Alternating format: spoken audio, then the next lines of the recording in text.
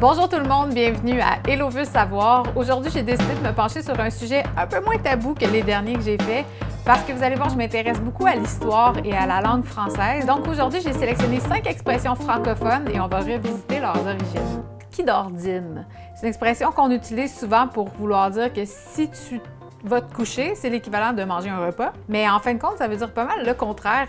À l'époque, dans les auberges, il y avait un écriteau qui était écrit « Qui dordine ». Ça signifiait que si vous décidez de passer la nuit à l'auberge, vous devez aussi dîner là et payer pour le repas. Donc, c'était une genre de formule complète. Il y a l'expression « vanter à écorner les bœufs ». On pourrait penser que ça veut dire qu'ils vantent tellement que ça va arracher les cornes des bœufs, ce qui est absolument impossible. C'est comme dire « ils vantent à arracher les bras ». En fait, ce que ça signifie, c'est que dans le temps, les paysans avaient des bœufs puis ils les écornaient pour éviter qu'ils se fassent mal entre eux ou qu'ils fassent mal aux paysans. Ils attendaient une journée de grand vent pour faire ça parce que ça saigne des cornes quand ça se fait couper. Donc le sang coagulait plus vite et encore mieux, ça chassait les moustiques parce qu'il n'y a pas vraiment de moustiques quand ils vendent trop, donc ça évitait l'infection. Une que j'ai toujours trouvée un peu curieuse, c'est fumer comme un pompier. L'expression remonte à l'époque où les vêtements des pompiers n'étaient pas encore ignifugés, donc n'étaient pas à l'épreuve du feu. Pour éviter de prendre en feu dans les maisons enflammées, ils mouillaient leurs vêtements, ils mettaient de l'eau dessus. Donc quand ils rentraient dans un endroit qui était très chaud, ils se mettaient à faire de la vapeur. Donc ils fumaient comme des pompiers.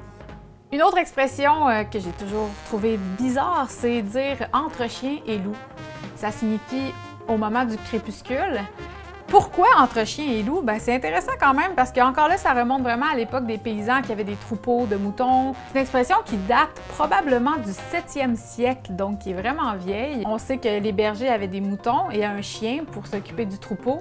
Puis au moment où il commençait à faire noir, mais pas complètement noir, donc au crépuscule, on n'arrivait plus à distinguer si c'était un chien ou un loup qui était autour du troupeau et qui rôdait. Donc on appelle ça entre chien et loup pour désigner le crépuscule.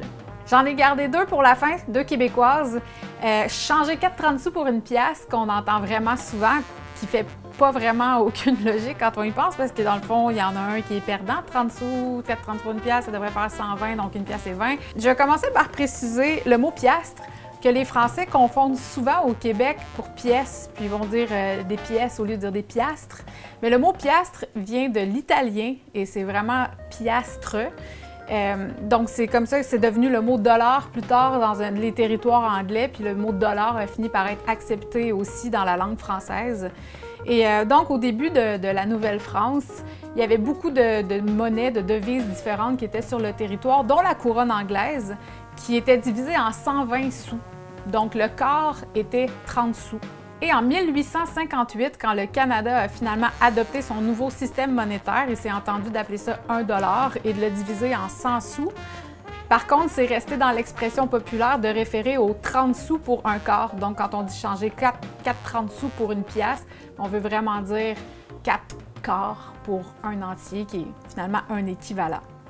Et mon expression préférée, être habillé comme la chienne à Jacques. Pour les Français qui n'ont jamais entendu cette expression-là, on utilise ça pour désigner quelqu'un qui est vraiment habillé de façon dépareillée ou de façon très négligée.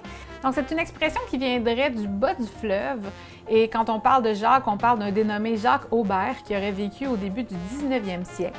Et il y avait une chienne qui aurait eu une maladie de peau et donc qui perdait tout son poil. Et l'hiver, parce qu'on sait qu'on a des hivers assez rudes au Québec, surtout dans cette région-là, il lui mettait plein de vieux vêtements pour pas qu'elle attrape froid, pour pas qu'elle se gèle quand elle sortait dehors. Et là, les voisins, tout le monde s'est mis à discuter un peu, puis dire, pour s'insulter entre eux quand t'étais mal habillé, dire « t'es habillé comme la chienne à Jacques ». Et ce serait resté. Je vous remercie d'avoir écouté mon petit balado, ma petite capsule toute légère aujourd'hui, parce qu'il faut équilibrer des fois entre légèreté et sujets plus tabous. Si vous avez des idées d'expressions que vous connaissez ou que vous avez envie de me faire enquêter, n'hésitez pas à les écrire dans les commentaires. Puis on fera peut-être d'autres capsules sur les expressions francophones. On a une si belle langue, si colorée, ça vaut la peine quand même de la célébrer. Passez une belle journée et à la prochaine!